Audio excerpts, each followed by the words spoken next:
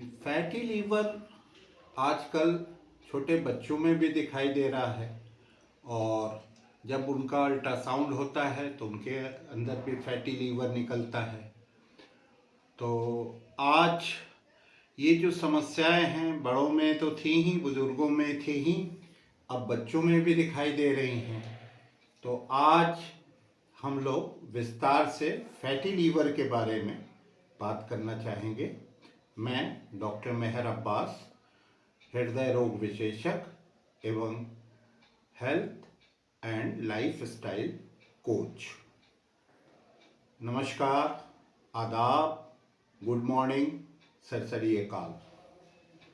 तो ये जो समस्या है फैटी लीवर की, ये आजकल बच्चों में भी दिखाई दे रही है और दूसरे के जिनका खान पीन और सारी चीज़ें ठीक ठाक हैं उनके अंदर भी पाई जा रही हैं। तो इसके रहस्य के बारे में आज हम लोग विस्तार से बात करेंगे। तो पहली चीज़ ये है कि इसमें भी एक एनालॉजी मैं आप लोगों के सामने रखना चाहूँगा। 4 पहिया वाहन आप लोगों के पास होता है, तो अगले टायर में कितनी हवा उसमें होनी चाहिए। तो साधारण जो हम लोग का एक नियम होता है वो ये होता है कि उसमें 24 से ज़्यादा हवा नहीं होना चाहिए। मगर अगर 32 हो जाए तो उसमें बहुत सारी प्रॉब्लम आने लगती है। गाड़ी उछलने लगती है, गाड़ी का सही मोशन नहीं होता, गाड़ी के सही रफ्तार पे भी असर पड़ता है अगर हवा सही नहीं है तो। उसी प्रकार से ये जो विषय है फैटी लीवर का, हम लोगों को ये नहीं मालूम कि हम लोगों को अपना वेट कितना रखना चाहिए। तो आज मैं आप लोगों को एक बहुत ही सिंपल फॉर्मूला बताता हूँ। अगर कोई गणित का बच्चा भी है, 4-5 दर्जे का बच्चा भी है, स्टैंडर्ड का बच्चा भी है, तो वो भी समझ सकता है इसको। तो एक बहुत ही नॉर्मल सा फॉर्मूला है, उसको अगर आप लोग ध्यान में रखेंगे तो इससे पता चल सकता है कि फैटी लीवर में वेट कितनी बड़ी भूमिका अदा करता है। तो इसमें जो है आपको जो फॉर्मूला है वो ये है कि आपकी हाइट -100, मगर ये मेल में है। फीमेल्स में थोड़ा वेट की जास्ती होती है, तो इस वजह से उन लोगों में हाइट -105। और अगर कोई मतलब समझ लीजिए कि किसी में प्रीडिस्पोजिंग फैक्टर्स हैं, जैसे किसी को अगर फैमिली हिस्ट्री है, या कोई हार्ट पेशेंट है, या कोई डायबिटिक पेशेंट है, या थायराइड का पेशेंट है, या कैंसर का पेशेंट है, तो उसमें और -5 कर लेते। तो अगर किसी की हाइट 160 सेंटीमीटर है तो मर्दों में उसका वेट 60 किलो होना चाहिए, औरतों में उसका वेट 55 किलो होना चाहिए। और किसी को अगर प्रीडिस्पोजिंग फैक्टर्स हैं किसी की, तो उसमें जो है आपके 50 किलो का वजन स्टैंडर्ड होता है। इससे अधिक अगर वजन होगा तो आपको भी फैटी लीवर हो सकता है। दूसरा जो फैक्टर होता है वो जीन होता है। तो हम लोग ज़्यादातर क्या होते हैं कि अपनी जन्म पत्री मिलाते हैं। तो इस फैटी लीवर के लिए आप जन्म पत्री ना मिलाएं, बल्कि अपनी जीन की पत्री बनाएं। यानी आप अपनी फैमिलियल ट्री बनाएं और उसमें देखें कि आपके माता पिता या आपके दादा दादी या नाना नानी किसको ये सारे प्रीडिस्पोजिंग फैक्टर्स हैं, जैसे hypertension, heart diseases, diabetic, thyroid, cancer, ऐसे समस्या किसको है। तो इसमें ये जानना बहुत ज़रूरी है कि स्ट्रॉन्ग फैमिली हिस्ट्री बहुत ज़रूरी है। बहुत स्ट्रॉन्ग फैमिली हिस्ट्री का फैटी लीवर के लिए बहुत बहुत बहुत हद तक जिम्मेदार है। तीसरी जो चीज़ मैं आपको बताऊंगा, इसमें आपके हिप और वेस्ट का रेशियो जो है महिलाओं में 0.7। यानी अगर किसी महिला का जो वेस्ट साइज है वो अगर 40 है तो उनकी जो वेस्ट है वो आपके वो 28 से ज़्यादा नहीं होना चाहिए। और मर्दों में वो जो एब्डोमिनल सरकमफ्रेंस है वो आपके 36, यानी आपकी लेडीज में, औरतों में वो 80 सेंटीमीटर और मर्दों में 90 सेंटीमीटर। ये WHO की गाइडलाइंस भी है। तो अगर किसी की मतलब एब्डोमिनल सरकमफ्रेंस फीमेल्स में 80 से ज़्यादा है और मर्दों में 90 से ज़्यादा है तो आप समझ लें कि उनको फैटी लीवर 100% है। और दूसरी चीज़ ये कि उनको और दूसरी मेटाबॉलिक डिजीजेस भी हैं, जैसे hypertension, diabetic, heart disease, hypothyroid, ये सारी मेटाबॉलिक डिजीजेस भी उनको हो सकती हैं। अब जो हम लोग इसमें बात करेंगे वो ये कि फैटी लीवर की जो समस्या है वो ये है कि टायर में हवा भरी, आपका कोलेस्ट्रॉल कितना है उसके ऊपर बहुत डिपेंडेंट होता है। तो अगर आपका कोलेस्ट्रॉल बढ़ा है, आपका TG बढ़ा है, तो आप एक हाई रिस्क में हैं फैटी लीवर के लिए। तो इसकी स्क्रीनिंग बहुत आवश्यक है। तो इसके लिए जो सबसे इम्पॉर्टेंट चीज़ आपको इन्वेस्टिगेशन होता है कि कोई बहुत महंगे इन्वेस्टिगेशन, कोई बड़ी जांचें करवाने की ज़रूरत नहीं होती।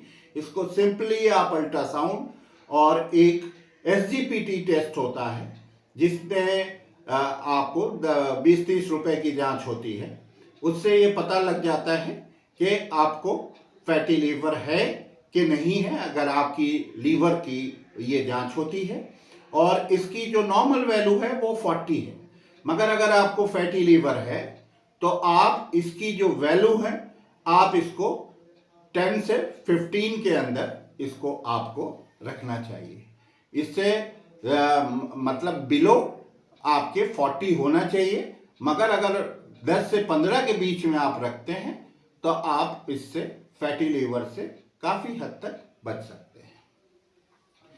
तीसरी जो जांच होती है इसमें आप अपना सेरम कोलेस्ट्रॉल और सेरम TG ये ज़रूर देख लें, क्योंकि इसका मैकेनिज्म ये होता है कि जब भी आप एक्सेस फैट जो होती है बॉडी की, आप कोई मतलब आपकी डाइट अगर सही नहीं है, आप कहीं ज़्यादा हेवी डाइट ले लेते हैं, तो उसमें होता क्या है कि जो एक्सेस फैट होती है तो वो पहले गॉल ब्लैडर में जाती है और गॉल ब्लैडर में जाने के बाद जो है वो आपके एडिपोज टिश्यू या फैटी टिश्यूज में जाके डिपॉजिट होती है। तो लीवर जो है ये एक आपकी बॉडी का सबसे बड़ा ऑर्गन होता है। इसके इंडोक्राइन और एक्सोक्राइन दोनों फंक्शंस होते हैं।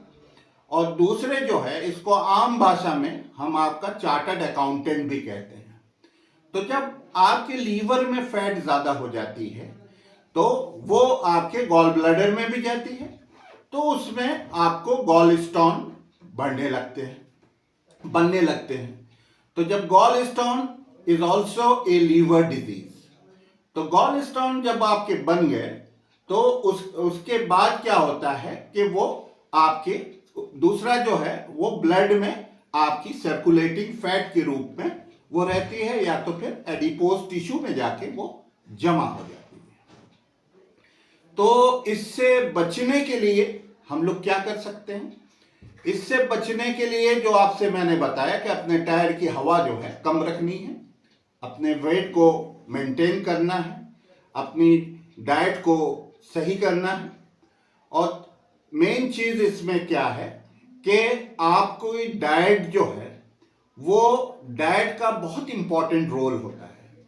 क्यों कि आप जितने भी इनटेक हम लोग लेते हैं, और इसके लिए जो है ये एक बहुत बड़ा टॉपिक है कि आपकी फैटी लीवर के लिए आपकी डाइट कैसे होना चाहिए। मैं आज आपकी डाइट के लिए सिर्फ केवल ये बताऊंगा what to eat, when to eat and how much to eat. तो हाउ मच टू ईट में जो आपको गाइडलाइंस फॉलो करनी है वो ये कि आप आधा पेट खाना खाएं, भर पेट आप खाना न खाएं, आधा पेट खाना आपके लिए बेहतर है। क्योंकि आप जो है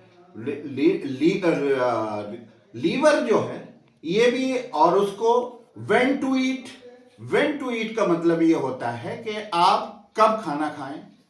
तो इसमें सबसे पहली चीज ये कि आप सनराइज के बाद खाना खा सकते हैं और सनसेट के फौरन बाद आप रात का खाना खा सकते हैं। क्योंकि बॉडी में हमारे दो मास्टर ग्लैंड है।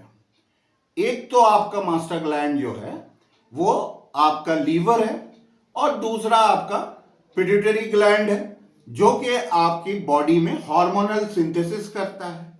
और लीवर का भी जो काम होता है वो आपके इंडोक्राइन फंक्शन भी है और एक्सोक्राइन फंक्शन भी है, हमने आपसे पहले बताया। तो लीवर को भी रेस्ट करने का आपको मौका देना चाहिए। क्योंकि जब आप 8 बजे खाना खाते हैं तो 10 बजे तक आपका लीवर जो है वो सोता है।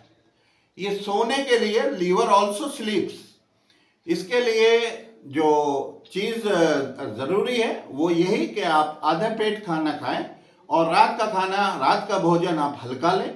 और दूसरी चीज ये कि आप जो है, ताकि उसको जो है लीवर के अंदर भगवान ने एक और खूबी दी है कि उसके अंदर रीजेनरेटिंग पावर है। तो वो करता क्या है कि जब उसको आप रेस्ट देते हैं तो वो अपनी रीजेनरेटिंग सेल्स बनाता है। हेपेटोसाइट्स जो हैं उसको भगवान ने रीजेनरेटिंग पावर दिया है, तो वो काम लीवर करता है। तीसरा जो मैंने आपको बताया कि व्हाट टू ईट, क्या आप खा सकते हैं। तो लीवर के लिए सबसे बेहतरीन चीज जो है वो आपकी जितनी कलर्ड लीफी ग्रीन वेजिटेबल्स हैं और जितनी कलर्ड वेजिटेबल्स हैं उसके लिए ये इंस्ट्रक्शंस हैं कि आप अनकुक्ड वेजिटेबल्स लें सबसे अच्छी। और अगर अनकुक्ड आप नहीं ले पाते तो उसको बॉइल्ड वेजिटेबल्स लें, तो वो लीवर के लिए ज़्यादा अच्छा होता है। एक सेब लें, और अगर 2 भी लेते हैं तो और बेहतर है, क्योंकि सेब में जो होता है कि बैक्टीरिया को मारने की वो होती है, जो खाना आप खाते हैं वो बाद में लीवर के पास जाता है। तो वो अगर आप सेब लेते हैं तो, और वो भी बिना छिलका उतारे, सब्जी भी आपको जो लेना है वो बिना छिलका उतारे आपको सब्जी लेना है। तीसरी जो चीज इसमें हम लोग कहते हैं, इसमें एक्सरसाइज, अपना वेट रिडक्शन, अपनी डाइटरी हैबिट को सुधारना, ये सब चीजें करना बहुत आवश्यक होता है। और दूसरी चीज ये कि आप जो है कोई ऐसी चीज ना लें जिससे आपका ये फैटी लीवर हो। तो उसमें सबसे पहली चीज ये होती है कि अल्कोहल के बारे में बड़ा वो है कि अल्कोहल जो है सबसे इंपॉर्टेंट है। इसमें अल्कोहल जो लोग लेते हैं उनको भी ये फैटी लीवर होता है, जो लोग नहीं लेते हैं उनको भी नॉन अल्कोहलिक लीवर डिजीज हो जाती है।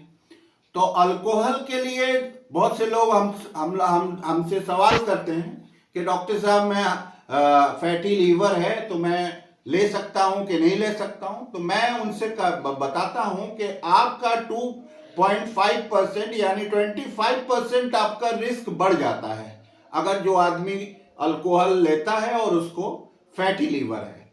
और WHO की भी गाइडलाइन है, उसने कहा है कि नॉट एट ऑल और अल्कोहल इज ए पॉइजन। इसको WHO ने भी कहा है कि it's a type of socially accepted poison. तो आप लोग बिल्कुल अल्कोहल ना लें। दूसरी जो चीज होती है वो होती है स्मोकिंग। स्मोकिंग करने वालों को भी फैटी लीवर होता है। तो स्मोकिंग में असल में उसमें एक पदार्थ, जब आप स्मोक करते हैं तो एक TNF नाम का कॉम्प्लेक्स बनता है जिसको हम लोग ट्यूमर नेक्रोसिस फैक्टर बोलते हैं। तो जब आप सिगरेट की कश लगाते हैं तो वो TNF आपके ब्लड सर्कुलेशन में सर्कुलेट करता है, तो लंग्स में तो हार्मफुल इफेक्ट डालता ही है, वो आपके लीवर को भी।